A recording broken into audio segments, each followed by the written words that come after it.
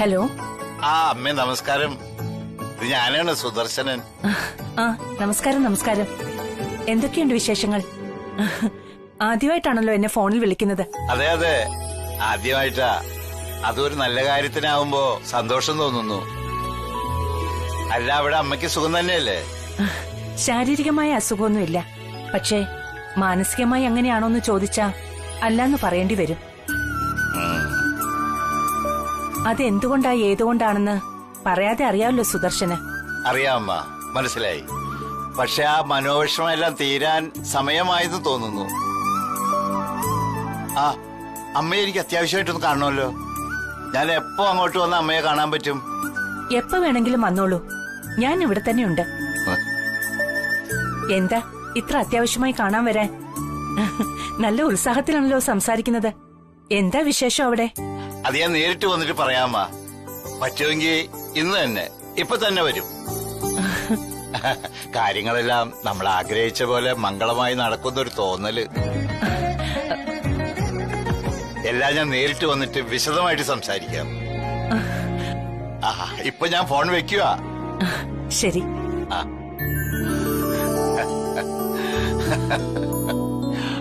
സരോജം. ശ്രീലക്ഷ്മിയുടെ അച്ഛന്റെ സംസാരത്തിൽ നല്ല ഉത്സാഹം. ഇങ്ങോട്ട് വരുന്നു പറഞ്ഞു. രവി എവിടെ? രാവിലെ പുറത്തുപോയി. ഒന്നും പറഞ്ഞില്ല എന്നോട്. കാർ എടുക്കാതെ ടാക്സി പിടിച്ചാ പോയത്. അതെന്താണെന്ന് മനസ്സിലായില്ല. ടാക്സി പിടിച്ചോ?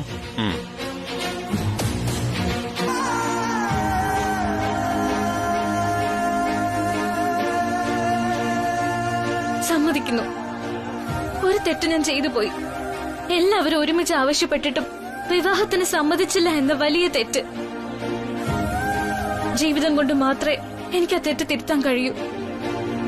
ആ ജീവിതം സാറിനുള്ളതാ. സാറാ എന്നെ കുപ്പത്തൊട്ടിയിൽ നിന്നും കൈപിടിച്ചുയർത്തിയത്. നീരേറ്റ് കോളനിയിലെ നരച്ചു നരകിച്ച ജീവിതത്തിൽ നിന്നും നിറമുള്ള മറ്റൊരു സ്വപ്നലോകം സാറാ എനിക്ക് കാണിച്ചെന്ന് ക്ഷണിച്ചത്. എന്നിട്ട് ഞാനത് തട്ടിക്കളഞ്ഞത് എന്റെ അവിവേകം, അറിവില്ലായ്മ. ഇപ്പൊ ഞാൻ അതിന് ക്ഷമ ചോദിക്കുന്നു. സാറ് ക്ഷമിക്കണം. മാപ്പ്.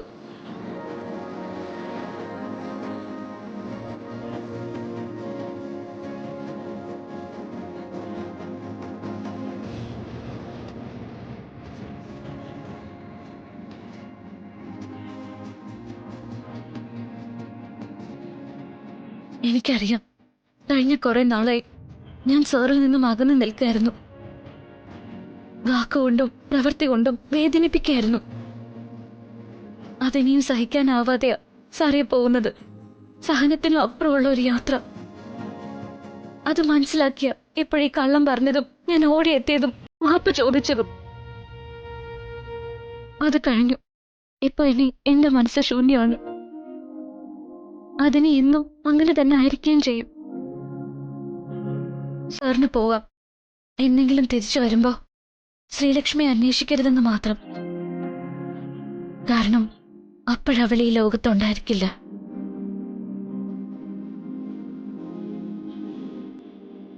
രവിവർമ്മനില്ലാത്ത ലോകത്ത് ശ്രീലക്ഷ്മി ജീവിച്ചിരിക്കില്ല എന്നർത്ഥം. Thank you sir. Thank you very much.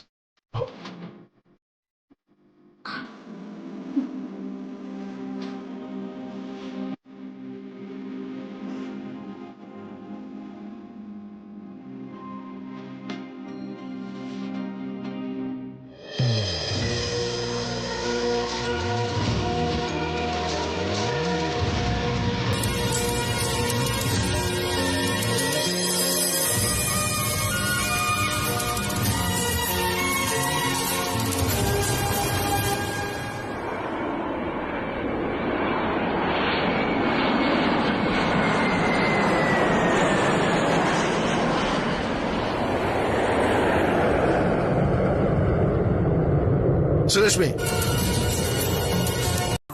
ഇരിക്കെ. ബാലമ്മ, യമുനോട് കുടിക്കാൻ കൊണ്ടുവരാൻ പറ. എന്താ വേണ്ടത്? ചായയോ കോഫിയോ? അയ്യോ ഒന്നും വേണ്ട അമ്മേ, ഞാനിപ്പോ അങ്ങ് പോകും. പോകുന്നതൊക്കെ നമുക്ക് ആലോചിക്കാം. ആദ്യമായിട്ട് വീട്ടിൽ വന്നതല്ലേ, ഒന്നും കുടിക്കാതെ മടങ്ങി പോകാൻ പറ്റില്ല.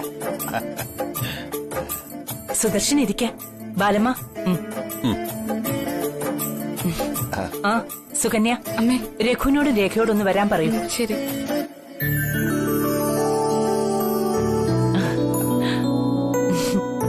പിന്നെ എന്തുണ്ട് വിശേഷങ്ങള്? സരോജത്തിന് സുഖം തന്നെയല്ലേ? സുഖായിരിക്കുന്നു അമ്മേ. സുദർശൻ ആദ്യമായിട്ടാണല്ലോ ഇവിടെ ഈ വീട്ടിലേക്ക് വരുന്നത്. അതെ. വീട് കണ്ടുപിടിക്കാൻ ബുദ്ധിമുട്ടൊന്നും ഉണ്ടായില്ലല്ലോ അല്ലേ? ഏയ് ഇല്ല. രവിവർമ്മൻ സാറിന്റെ പേര് പറഞ്ഞപ്പോ തന്നെ ആൾക്കാര് കാണിച്ചു തന്നു. സത്യം പറഞ്ഞ ഇതുവരെ ഇവിടെ വരാതിരുന്നതിൽ വിഷമം തോന്നി. ഏയ് അതൊന്നും സാരമില്ല. സുദർശന് എപ്പോ വേണമെങ്കിലും വരാലോ. അല്ല, എന്തോ സന്തോഷ വാർത്ത പറയാനുണ്ടെന്ന് ഫോണിലൂടെ പറഞ്ഞിരുന്നല്ലോ. അത് പിന്നെ എങ്ങനെ പറയണോന്ന് വെച്ചാ,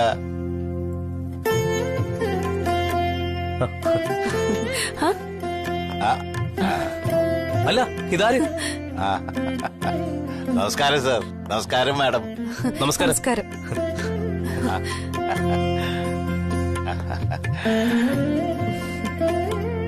രവിവർമ്മൻ സാറും കൂടി ഇവിടെ കാണുമെന്നാ വിചാരിച്ചത്.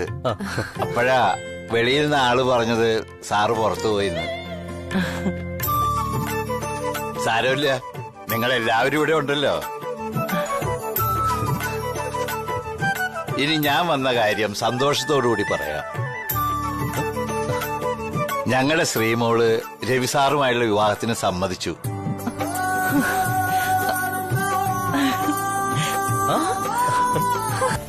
അതേടോ, സ്വപ്നം കാണുക. നമ്മൾ ആഗ്രഹിച്ച, നമ്മൾ കാത്തിരുന്ന ആ സ്വപ്നം ഒടുവിൽ യാഥാർത്ഥ്യമാകാൻ പോവല്ലേ. പിന്നെ എങ്ങനെയാ സ്വപ്നം കാണാതിരിക്കുക? താൻ തന്നെ പറയും. ഇത് കേട്ടാ സാറിന് കവിത എഴുതാൻ ഉദ്ദേശമുണ്ടെന്ന് തോന്നുമല്ലോ. കവിതയല്ല, ഒരു മഹാകാവ്യം തന്നെ എഴുതിയാലോ എന്ന് ഞാൻ ആലോചിക്കുക. എന്നാ മഹാകവി ഫോൺ കട്ട് ചെയ്തോളൂ, എന്നിട്ടൊരു പേപ്പറും പേനയും എടുത്തോളൂ. എനിക്ക് അല്പം പണിയുണ്ട് ഇവിടെ. Sreelakshmi, I love you. ആഹാ, ഇതാണോ മഹാകാവ്യത്തിലെ ആദ്യത്തെ വരി? ആദ്യത്തത് മാത്രമല്ല, രണ്ടാമത്തതും മൂന്നാമത്തതും എല്ലാം ഇത് തന്നെയാ. നന്നായി. മുഴുവനും ഒരേ വരി എഴുതി വെച്ചാലേ അതിന് മഹാകാവ്യം എന്നല്ല, മുഴുവട്ടെന്നാ പറയാറ്. സൂക്ഷിക്കണം.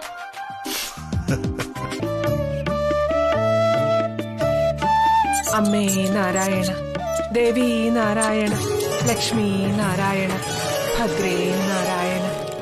അമ്മേ നാരായണ, ദേവി നാരായണ, ലക്ഷ്മി നാരായണ, ഭദ്രേ നാരായണ. അമ്മേ നാരായണ, ദേവി നാരായണ. മോളെ ശ്രീ, നീ ഇങ്ങോട്ടൊന്ന് വന്നേ. ഭദ്രേ നാരായണ. അമ്മേ നാരായണ, ദേവി നാരായണ, ലക്ഷ്മി നാരായണ, ഭദ്രേ നാരായണ. സത്യം പറഞ്ഞ കുറെ നേരമായിട്ട് ആലോചിക്കായിരുന്നു ഈശ്വരമേ ഒന്ന് കണ്ടെങ്കിലെന്ന്. പ്രാർത്ഥിച്ചു കഴിഞ്ഞില്ല. ദാ ഈശ്വരമ്മ മുന്നിൽ വന്നു. വരൂ, അകത്തേക്കിരിക്കാം. വേണമെന്നില്ല. സന്തോഷമുള്ള കാര്യങ്ങൾക്കും നമ്മൾ പങ്കാളികളാവണല്ലോ. മഹാസങ്കടങ്ങളുടെ കാലം മാറുമെന്നും അമ്മയുടെ തീരുമാനം എന്തായിരുന്നുവെന്നും നീ ഇപ്പോൾ തിരിച്ചറിഞ്ഞില്ലേ? സത്യമായിട്ട് തിരിച്ചറിഞ്ഞു ഈശ്വരമ്മേ. ഈശ്വരമ്മയുടെ വാക്കുകൾ മാത്രാണ് ഞാൻ അന്നും ഇന്നും വിശ്വസിക്കുന്നത്. അമ്മ എന്നും എപ്പോഴും നിന്നോടൊപ്പം ഉണ്ടാവും. എല്ലാം മോളുടെ ആഗ്രഹം പോലെ തന്നെ ഭംഗിയായി നടക്കും. ധൈര്യമായിട്ടിരുന്നോളൂ.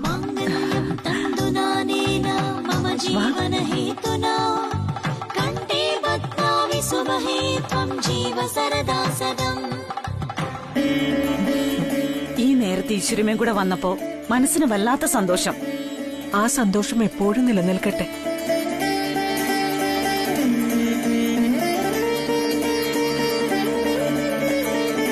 അമ്മേ നാരായണ, ദേവി നാരായണ, ലക്ഷ്മി നാരായണ, ഭദ്രേ നാരായണ. എന്തുണ്ട് വിശേഷങ്ങൾ? നല്ല വിശേഷങ്ങൾ. അടിപൊളിയല്ലേ? അല്ല, മാഡത്തിന്റെ ഫോൺ എന്താ സ്വിച്ച് ഓഫ് ആണെന്ന് പറയുന്നു? ഏയ് ഇല്ലല്ലോ. ഓ മൈ ഗോഡ്, ഇത് ചാർജ് തീർന്ന് ഓഫായി പോയെന്ന് തോന്നുന്നു. അല്ല, എന്തുപറ്റി ചോദിക്കാൻ? ഗായത്രി ദേവിയമ്മ മാഡത്തെ വിളിച്ചിരുന്നു. രവി സാറിന്റെ അമ്മ മാഡത്തെ കിട്ടാത്തത് കൊണ്ട് എന്നോടൊരു മെസ്സേജ് പാസ് ചെയ്യാൻ പറഞ്ഞിരിക്കുക. എന്ത് മെസ്സേജ്? മാഡം, അത്യാവശ്യമായി ആ വീട് വരെ ഒന്ന് ചെല്ലണമെന്ന് പറഞ്ഞു. എന്തു പറ്റി? എന്താ കാര്യമെന്ന് പറഞ്ഞു സാറിനോട്? കൃത്യമായി പറഞ്ഞില്ല, എന്നാലും പെട്ടെന്ന് ചില സംഭവ വികാസങ്ങളൊക്കെ ഉണ്ടായതുകൊണ്ടാണെന്ന എന്റെ ഒരു വിചാരം. എന്ത് സംഭവ വികാസങ്ങൾ? പറയാം. നമ്മുടെ ശ്രീലക്ഷ്മി മാഡം സ്വന്തം വിവാഹത്തിന് സമ്മതിച്ചു. ആരുമായിട്ടുള്ള വിവാഹത്തിന്? ആ സച്ചി വീണ്ടും തിരിച്ചു വന്നോ? ഏയ്, സച്ചിയല്ല, വരൻ നമ്മുടെ ബോസാ. സാക്ഷാൽ രവിവർമ്മൻ സാറ് തന്നെ. വാട്ട്? ആണോ? Oh my god, unbelievable. Ravivarman സാറിന് വേണ്ടാന്ന് പറഞ്ഞ ആള് ഇപ്പൊ വീണ്ടും വിവാഹത്തിന് സമ്മതിച്ചെന്നോ? ഭയങ്കരം തന്നെ. Rajaram sir, let me tell you one thing. അവൾക്ക്, ഈ ശ്രീലക്ഷ്മിക്ക്, അവൾക്ക് മെന്റലി എന്തോ പ്രശ്നമുണ്ട്. ഈ വിവാഹം നടന്ന രവിവർമ്മൻ സാറിന്റെ ലൈഫ് കട്ടപ്പോകുകയാണെന്ന് ഉറപ്പാ. ആയിരിക്കാം. പക്ഷേ ഈ വാർത്ത അറിഞ്ഞ് രവിവർമ്മൻ സാറിന്റെ വീട്ടിലുള്ളവരും ശ്രീലക്ഷ്മി മാഡത്തിന്റെ വീട്ടിലുള്ളവരും വളരെ സന്തോഷത്തിലാ. മാഡം മാത്രം എന്താ പിന്നെ ഇങ്ങനെ പറയുന്നേ? കാര്യമുണ്ട്. അല്ല, ഞാനൊരു ചോദ്യം അങ്ങോട്ട് ചോദിക്കട്ടെ. ഈ ഓന്തിനെ പോലെ മിനിറ്റിന് നിറം മാറുന്ന ഒരു സ്ത്രീയോടൊപ്പം എന്ത് ധൈര്യത്തിലാ രവിവർമ്മൻ സാർ ജീവിക്കാൻ പോകുന്നത് എന്നൊക്കെ ചോദിച്ചാൽ എനിക്ക് മറുപടി ഇല്ല മാഡം. പക്ഷേ ഒരു കാര്യം ഞാൻ പറയാം, രവിവർമ്മൻ സാർ ആ കുട്ടിയെ ഒരുപാട് ഇഷ്ടപ്പെടുന്നു. എന്തൊക്കെയോ സംഭവിച്ചെങ്കിലും ശ്രീലക്ഷ്മി മാഡം ഇപ്പോൾ വിവാഹത്തിന് സമ്മതിച്ച സ്ഥിതിക്ക് നമ്മളതിനെ സപ്പോർട്ട് ചെയ്യാണ് വേണ്ടത്. ഈ അവതാര പ്രവിയിൽ ഒടുവിൽ നീ വിവാഹത്തിന് സമ്മതിച്ചല്ലോ. Happy ഗേളിന് congratulations. ഇനി പറ, നിനക്ക് ഞാൻ എന്ത് സമ്മാനം വാങ്ങി തരേണ്ടത്? അയ്യോ, ഈ സന്തോഷം ഷെയർ ചെയ്യാൻ. അയ്യോ, നീ ഒരു സമ്മാനവും വാങ്ങി തരണ്ട. ഈ പിടി ഒന്ന് വിട്ടു തന്നാ മാത്രം മതി. വിട്ടു. ഞാൻ പിടിച്ചപ്പോഴല്ലേ നിനക്ക് വലിയ സങ്കടം. ഇപ്പൊ രവി സാറായിരുന്നെങ്കിലോ നീ പിടിവിടാൻ പറയുമായിരുന്നോ? ഇല്ലല്ലോ. അയ്യോടാ, പെണങ്ങല്ലേ എന്റെ ചക്കരെ. എന്നാ ഞാൻ നിന്നെ കെട്ടിപ്പിടിക്കാം. അപ്പൊ തീരില്ലേ നിന്റെ ഈ പരിഭവം എല്ലാം?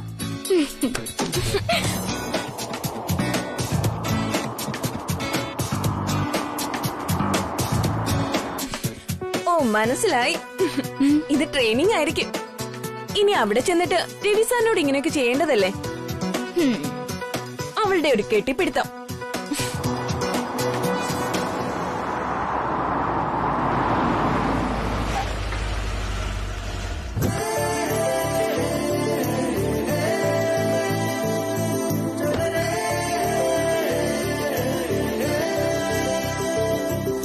മാഡം പിടിവിട്ടെ, ഞാൻ നിനക്കൊരു സമ്മാനം തരാനാ വന്നത്. നിന്റെ വീട്ടിൽ തന്നെയുള്ള നിനക്കുള്ളൊരു സമ്മാനം. എന്റെ വീട്ടിൽ എനിക്കുള്ള സമ്മാനോ? അതെ, ഇപ്പൊ ഞാൻ എടുത്തോണ്ട് വരാം. ഒരു മിനിറ്റ്.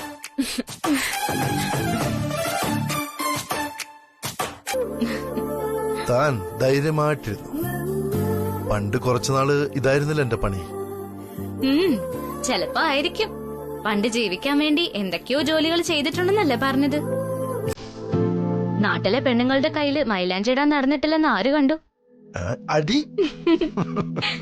ഒരു പാട്ടായി പാടിയാൽ തീരുന്നതാണോ പ്രണയം? പല വാക്കാൽ വർണ്ണിക്കാൻ കഴിയുന്നതാണോ പ്രണയം? ഇനിയൊരു രൂപതായി ഞാൻ തുടരെ കുറിച്ചാലും ഒരു കോടി ജന്മങ്ങൾ തുടയായി വാഴാലും കഴിയുന്നതാണോ എൻ മനസ്സിൽ നിറയുന്ന മധുരം നിന്നോടെനിക്കുള്ള സ്നേഹം. ഇത് പിടിച്ചേ മോളെ. ഈ രവി സാറിന്റെ ജാതകം ദൈവത്തിന്റെ മുമ്പിൽ വെച്ചേക്ക്. ശരി അച്ഛാ.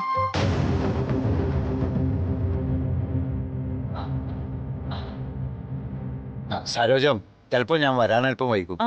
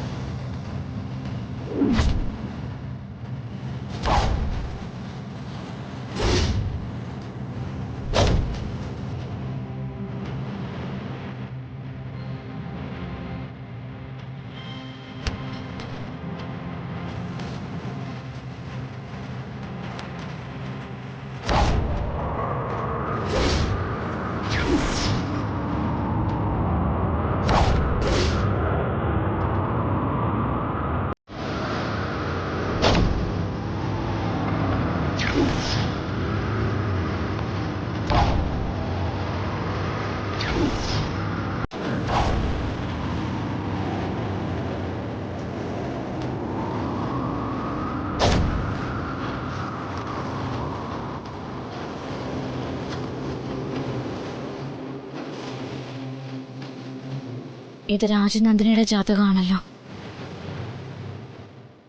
ഇത് സാറിന്റെ ജാതകത്തോടൊപ്പം ഇരിക്കണ്ട, അകത്തുകൊണ്ട് വെച്ചാലേ.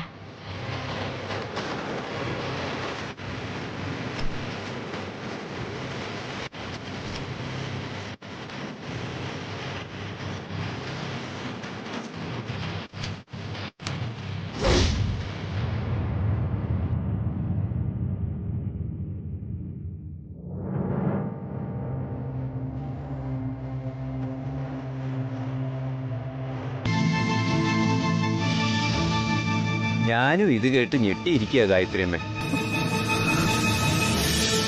ജനന വർഷം ഒഴികെ ജനന സമയവും നക്ഷത്രം പോലും ഒന്നു തന്നെയാണെന്നാ തിരുമേനി പറയുന്നത്.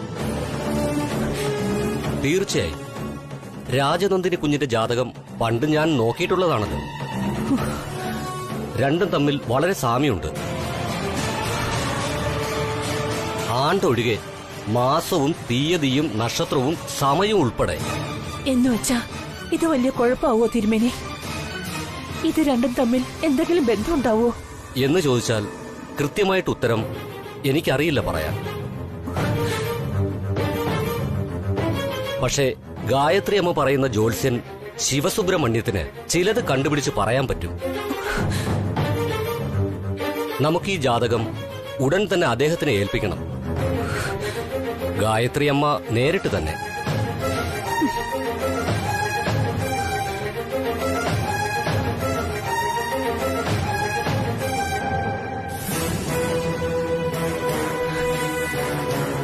ഇതെല്ലാം കേട്ടിട്ട് ഉള്ളിൽ ചെറിയൊരു ഭയം തോന്നുന്നുണ്ടല്ലോ തിരുമേനി.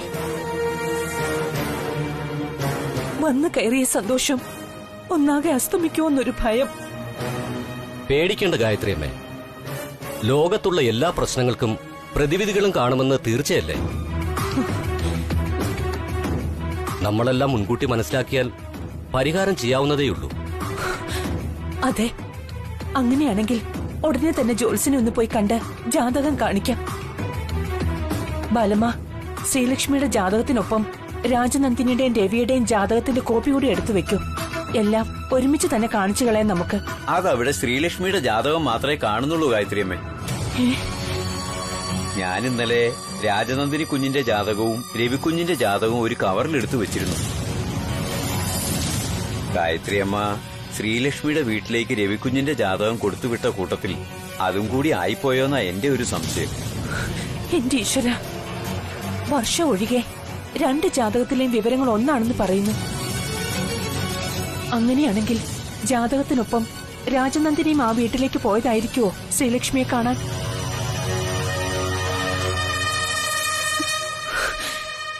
എനിക്കൊന്നും മനസ്സിലാകുന്നില്ലല്ലോ. അയ്യോ, അത് കൊള്ളാം. ഇവിടെ ഇപ്പൊ കല്യാണ ചെറുക്കൻ സാറല്ലേ. നിശ്ചയത്തിന്റെ തീയതിയൊക്കെ സാറിനോട് ചോദിച്ചിട്ടല്ലേ തീരുമാനിക്കേണ്ടത്. അതാണ് അതിന്റെ ഒരു പ്രോട്ടോകോളും. ഓ ശരി, ആയിക്കോട്ടെ.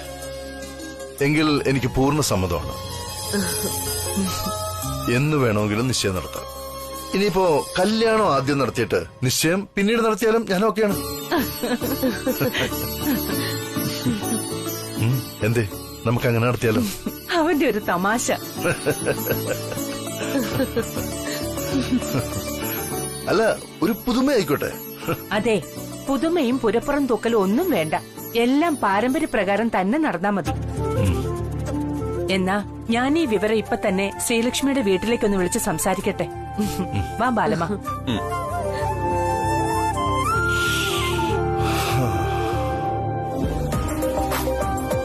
Excuse me. യെസ്. സാറിങ്ങനെ കോമഡിയൊക്കെ പറയുമെന്ന് ഞാൻ കരുതിയതേയില്ല. I think you are in a mood of excitement. അങ്ങനെ തോന്നിയല്ലേ? തോന്നി. Then it's true. വല്ലപ്പോഴും എനിക്കും വേണ്ടോ ഒരു എക്സൈറ്റ്മെന്റ് ഒക്കെ. രവിചന്ദ്രവർമ്മൻ ഒരു മനുഷ്യനാണ്. സോഫ്റ്റ് ഫീലിംഗ്സ് ഒക്കെ എനിക്കുണ്ട്. എന്നിൽ ഞാൻ പോലും അത് തിരിച്ചറിയുന്നത് ശ്രീലക്ഷ്മിയെ കണ്ടതിന് ശേഷമാണ്. Anyway, all is well. എനിക്കും തനിക്കും ശ്രീലക്ഷ്മിക്കും എല്ലാം. അപ്പൊ കാര്യങ്ങൾ നടക്കട്ടെ. Good night.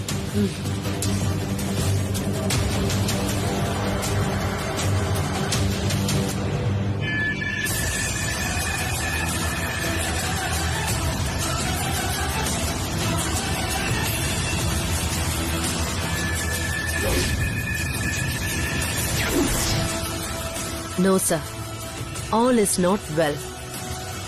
എത്ര ലാഘവത്തോടെയാ എന്റെ മുഖത്ത് നോക്കി സാറിന് ഇങ്ങനെയൊക്കെ പറയാൻ തോന്നിയത്. 10 വർഷം ഞാൻ മനസ്സിൽ പൂജിച്ച് കൂടെ നടന്നിട്ടും ഒരു തരി പോലും സാറിന് എന്നെ മനസ്സിലാക്കാൻ കഴിഞ്ഞില്ല. അപ്പോഴൊന്നും ഒരു എക്സൈറ്റ്മെന്റ് സോഫ്റ്റ് ഫീലിംഗ്സ് സാറിന് വന്നില്ല. ശ്രീലക്ഷ്മിയെ കാണുമ്പോ മാത്രമാണ് അതുണ്ടാവുന്നത് അല്ലേ? എന്നാ സാർ കേട്ടോളൂ, ഈ സാൻഡ്ര മുറിവേറ്റൊരു സ്ത്രീയാണിപ്പോ. ഈ മുറിവിനും ഈ ചോരയ്ക്ക് ഈ കണ്ണീരിനും വില തരാതെ ഈ കല്യാണം നടക്കില്ല. നടത്താൻ സമ്മതിക്കില്ല ഞാൻ. ഇത് സാൻഡ്രയുടെ വാക്കാ. ആഹാ, നീന്താടി എന്നെപ്പ നീരേറ്റ് കോളനിന്ന് പേര് വിട്ടുവിടാൻ തീരുമാനിച്ചോ? പേര് വെട്ടലൊന്നും അല്ല ചേച്ചി.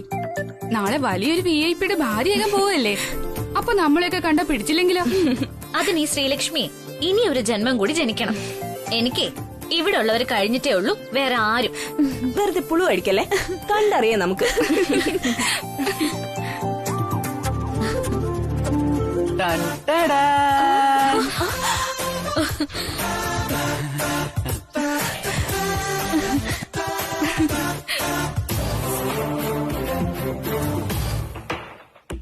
നീ ഇതെപ്പോ എത്തി? ഞാൻ രാവിലത്തെ ഫ്ലൈറ്റിന്. സോറി, ബസ്സിന് വന്നു.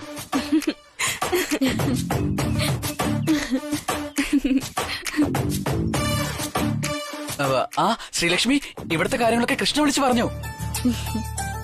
പിന്നെ നാട്ടിൽ നിന്നിട്ട് നിൽപ്പ് ഉറക്കുന്നില്ല. ഞാൻ അപ്പോഴേ പുറപ്പെട്ടതാ. All the best Sreelakshmi. Advance wishes for a happy married life. Thank you Deepu. ഏതായാലും നീ ഇന്ന് തന്നെ ധൃതി പിടിച്ച് ഇങ്ങെത്തുമെന്ന് ഞാൻ കരുതിയില്ല. വന്നത് നന്നായി. സുദർശൻ അങ്കിളിനും സരോജ ആന്റിക്കും ഒരു കൈസഹായം ആയല്ലോ. ഒരു കൈയല്ല, എന്റെ 2 കൈ കൊണ്ട് സഹായിക്കാൻ റെഡിയായിട്ട് ഞാൻ വന്നിരിക്കുന്നത്. ഈ കല്യാണത്തിന് നീരറ്റ് കോളനിയിലെ യുവജനങ്ങൾ കട്ടയ്ക്ക് കൂടെ നിൽക്കും.